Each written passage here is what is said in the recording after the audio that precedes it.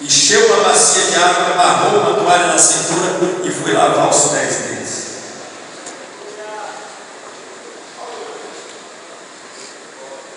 Agora, nós não queremos mais ser assim, não. Nós não queremos mais lavar a pé de ninguém.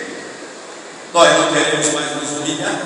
Nós não queremos mais pedir a Jesus que nos ensine a humildade.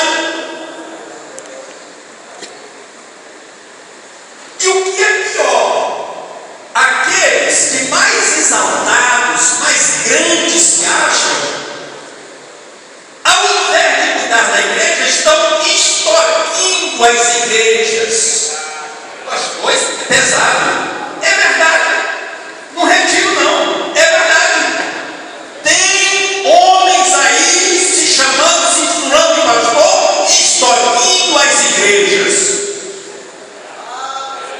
Pega o dinheiro da igreja todinho, não presta conta a ninguém, gasta como quer, sustenta a família dele, a família dos filhos, a família do genro, sustenta a família de qual pastor, de vice-presidente, de amigo, tudo com dinheiro da igreja. Meu pai dizia que quem atira com a pólvora nele não toma chegada. Maranhão. Isso é coisa do maranhense dele. Não é verdade? Mas é uma linda verdade. Irmãos, o dinheiro da igreja não é do pastor, não, é da igreja. Tenha responsabilidade com o dinheiro da igreja.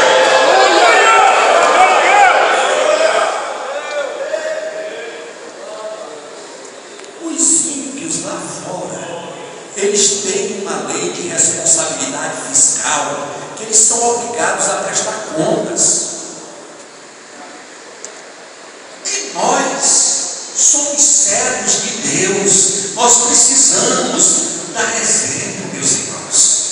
Dinheiro não é nosso, não, é da igreja. Você não pode fazer o que você quiser com o dinheiro da igreja, não.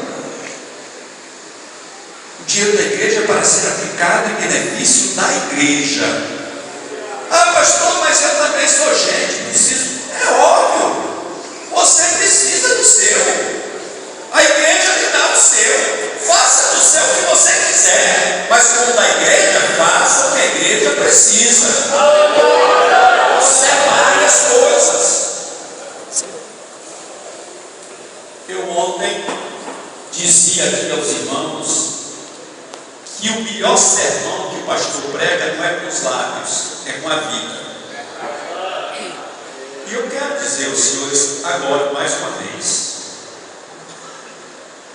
há muito pastor que está transmitindo à sociedade, à comunidade que vive, à igreja que preside, um mau exemplo com relação à administração das finanças, tanto suas quanto da igreja. Hoje nós temos igrejas mais endividadas do que o Brasil, a nação brasileira.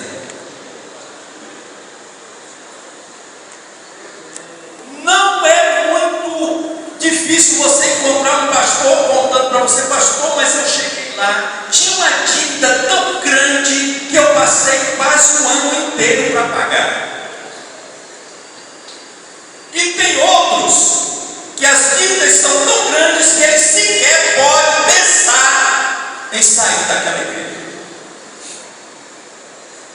Mas está lá, cobrador na porta, nome sujo no SPC, nome do Serasa, nome do Cadinho, não pode abrir uma conta bancária, não pode consultar seu nome no cartão, aí fica tomando emprestado o nome dos outros. De vez em quando alguém fala isso comigo, e eu antes respondia com calma, às vezes até emprestava, mas depois que eu andei tomando umas porradas bem grandes, eu agora digo assim, rapaz, se tu não der no teu nome, é que vai ser do meu.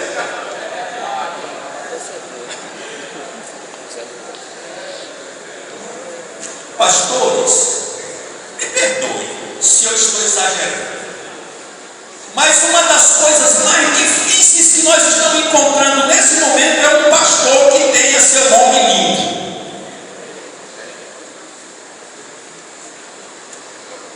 É tristeza isso, muita tristeza, mas infelizmente é uma verdade. Outra coisa, senhores, acho que estou tomando muito tempo.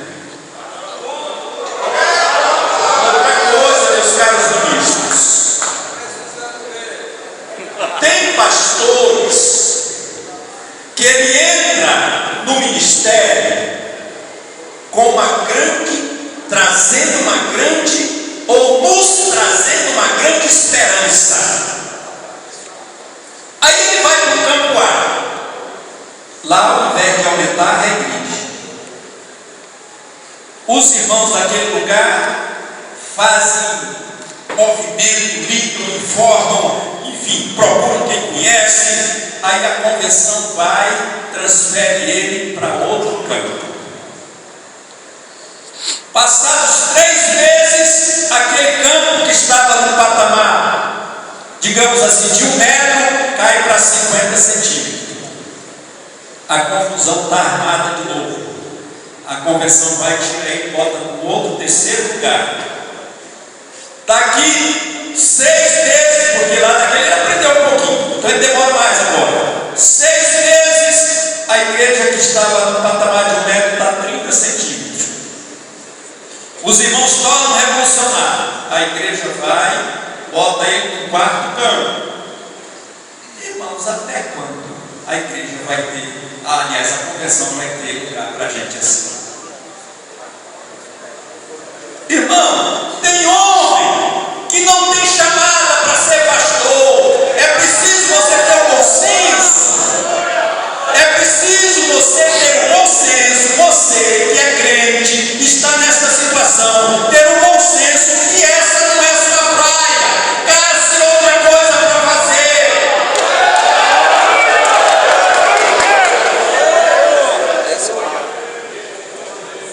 Você, meu irmão, você vai prestar conta disso diante de Deus.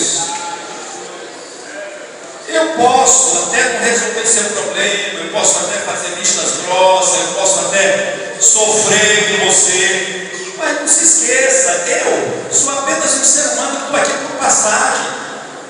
Mas Deus, você não vai escapar, você vai prestar conta dele. Afinal de contas, você toma conta do patrimônio dele na terra. Irmão, nós temos 66 anos que usamos o slogan: se há de certa uma obra de Deus. Quantos aqui se lembram disso? A gente lê isso todo dia. É nos papéis da se há de certa, é nos imóveis, é nos móveis, é onde estamos a marca se há de certa uma obra de Deus. Irmão, se lembre que é de Deus mesmo. Não é sua, não é minha, é de Deus. Não é só uma frase escrita, não, é uma realidade. É uma obra de Deus.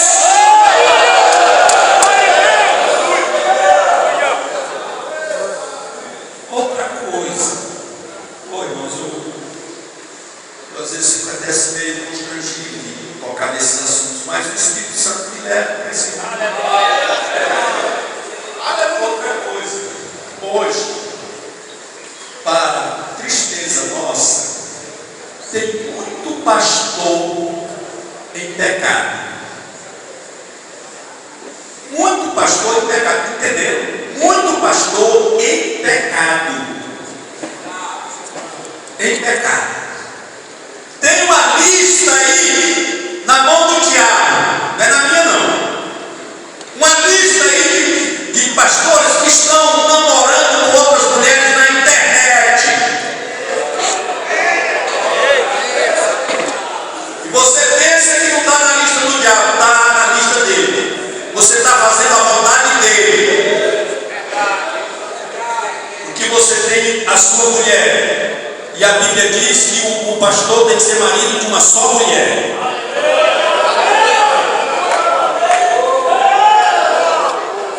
Tem uns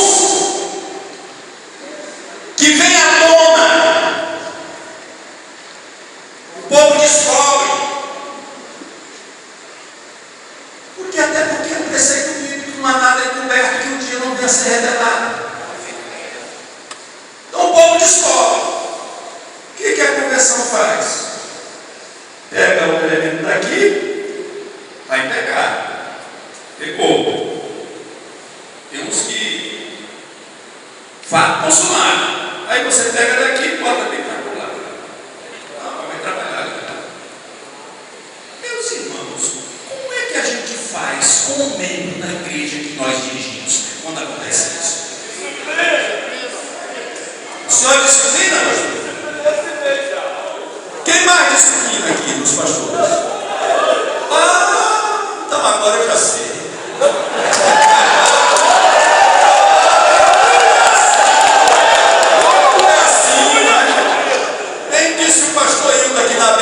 Tem mais pastor do que crente, mas eu estou falando aqui para crente, porque a primeira coisa que o pastor tem que ser é crente. Então, se o crente é disciplinado, quando o membro da igreja, quando o diácono, quando o presbítero que está lá sob seus cuidados, se ele é disciplinado, a convenção não pode ser diferente, porque nós não podemos ter dois pesos e duas medidas.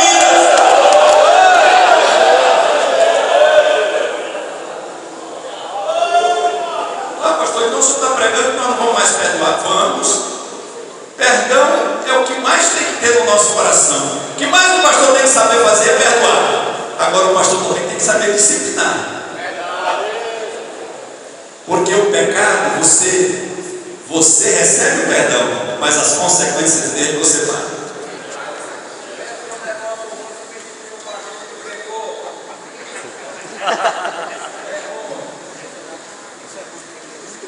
Olha, o outro já está reclamando, disse que é ruim demais substituir o pastor que pecou. E principalmente quando o pastor não foi punido, né? Meus irmãos, eu quero propor esse plenário.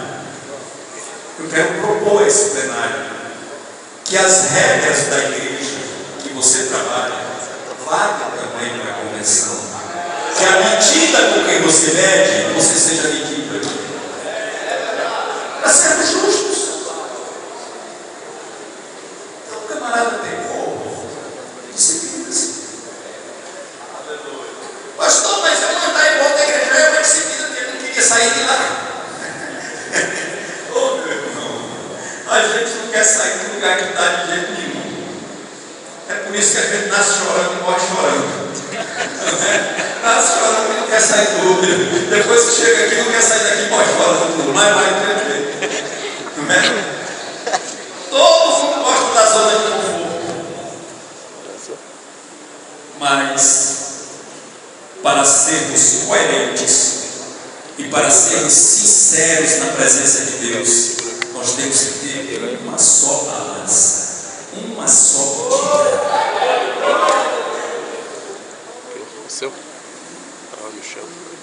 Se o plenário convencional está analisando isso, nós vamos normatizar essa questão. Vamos passar para o conselho pertinente, o conselho vai estudar como fazer as regras, mas nós vamos ter também que adotar a disciplina na convenção. Olha, meus irmãos, essa questão é uma questão muito séria. Muito séria. Eu tenho me preocupado muito com isso. Outra coisa que nós precisamos ter regras é exatamente para essa questão que me referi anteriormente, aqueles pastores que todo lugar que passa é um problema, todo lugar que passa é um degrau abaixo. Entenderam? A convenção, meus irmãos, ela só vai crescer se as igrejas crescerem. Se as igrejas desenvolverem, a convenção também desenvolve. Então, o representante da convenção, ele tem que ser um fator ou um vetor de crescimento da igreja que está afiliada à convenção. Caso contrário, a convenção se torna conivente com a situação que está ocorrendo lá. E eu não quero ser partícipe dessas coisas, não. Eu quero fazer o meu papel aqui de conformidade com os meus princípios, a minha consciência, aquilo que me diz a santa palavra de Deus, as regras estatutárias e regimentais da convenção. Então, é preciso que a gente reconheça que o pastor que dá fruto, ele precisa crescer. Mas o pastor que derruba os frutos, é preciso ele voltar. Né? E o correto mesmo é depois que a gente faz as experiências aí pelo menos 3 vezes, 4 vezes, ele procura outra coisa. Porque tem muita gente, pastor Cláudio, se você botar ele para administrar um supermercado, ele vai embora. Não é? Se você botar ele para gerenciar uma fazenda, estoura imediatamente. Se você botar ele para exercer uma profissão qualquer, deslancha. Mas na igreja não dá. Para ser pastor, não dá. Quando eu fazia parte da banda Lodum. E a gente tem que ter a consciência de entender isso. Olha, se eu pelejo aqui com esse chapéu,